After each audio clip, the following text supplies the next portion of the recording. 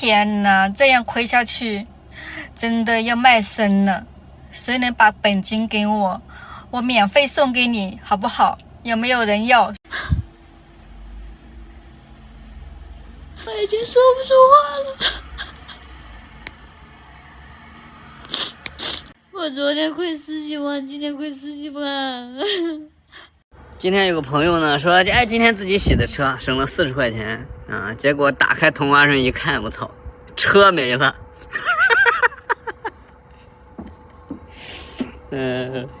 车没了。在股票里，人人都说，没有人能够买在最低点，卖在最高点。但是我能卖在最低点，买在最高点。这易安科技前2天补仓之后又跌了，我就给卖了。我觉得可能还要再跌一跌，然后准备在低点的时候再接进来，结果没给我机会，直接涨了。今天早上直接涨了11个点。我一想，这300的股票今天要涨停能涨20个点，我要那时候进去的话，我今天就能回本。我11个点，我进去了，就给我套住了。这股票今天涨7个点，我的股票今天还绿的，我现在的成本比它的最高价还高，比它历史最高价还要高。有个博主今天亏了1800万呀，直接穿仓了。当日亏损之最40多万，亏了8万多。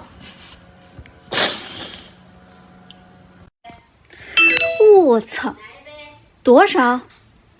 亏多少？65个，持仓11个票全部跌停。炒股3年，活久见了。人民日报说天不会塌下来，大家觉得天会塌吗？如果真的不会塌的话，明天鳄鱼就要考虑继续加仓了。完了，金融危机来了 ，A 股崩盘了。今日 A 股开盘人手至少1个跌停板，川普你真的收手吧！币圈圈完圈股票，你现在看看那个关税战打的，那期指连跌4天，跌了15%。A 股今天就不用说了，直接崩盘。现在美国债务规模也就35万亿美元吧，是吧？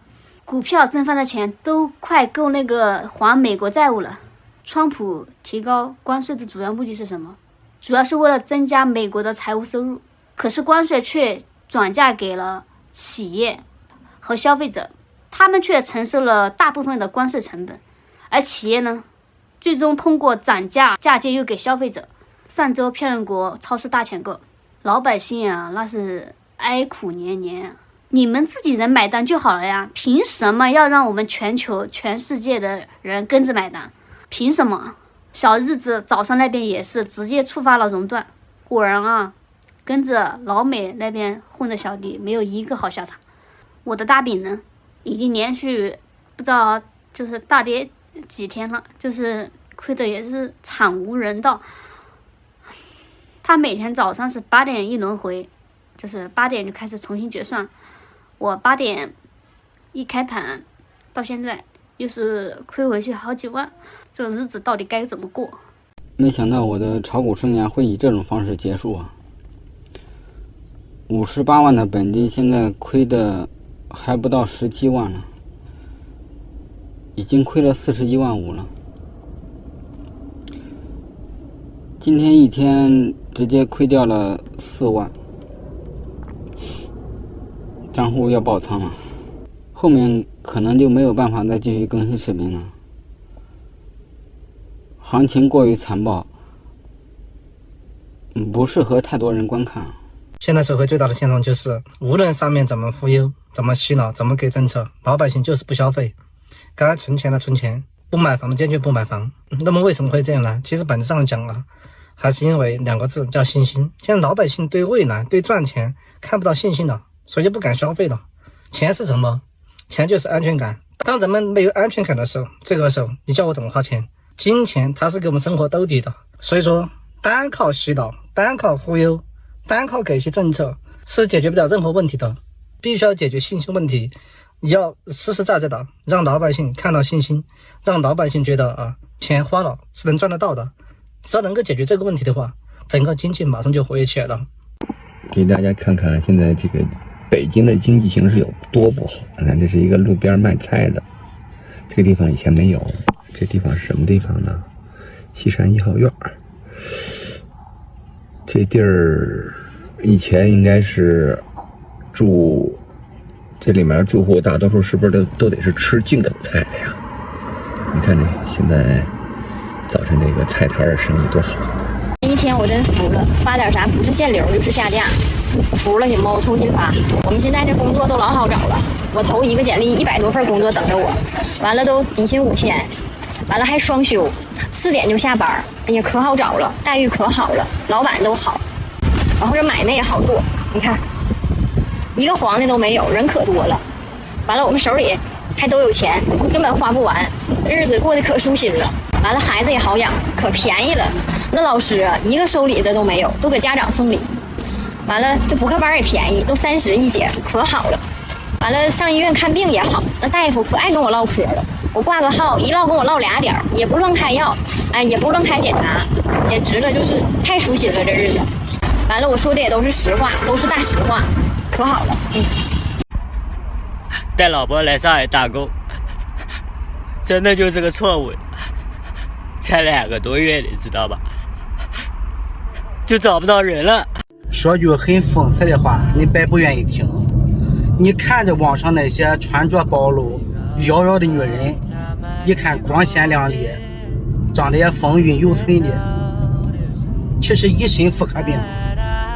这个演那个演，这个导演那个歪音演的，一身妇科病。越是那些围着国台转的，穿着朴素的，不显不露的，人家干净的，一点毛病也没有。我说的不接受反驳。现在这个下令厉害，整个的地方招牌全部都换了，不光光是这一条，前面全都是几千家，这招牌全都换掉了。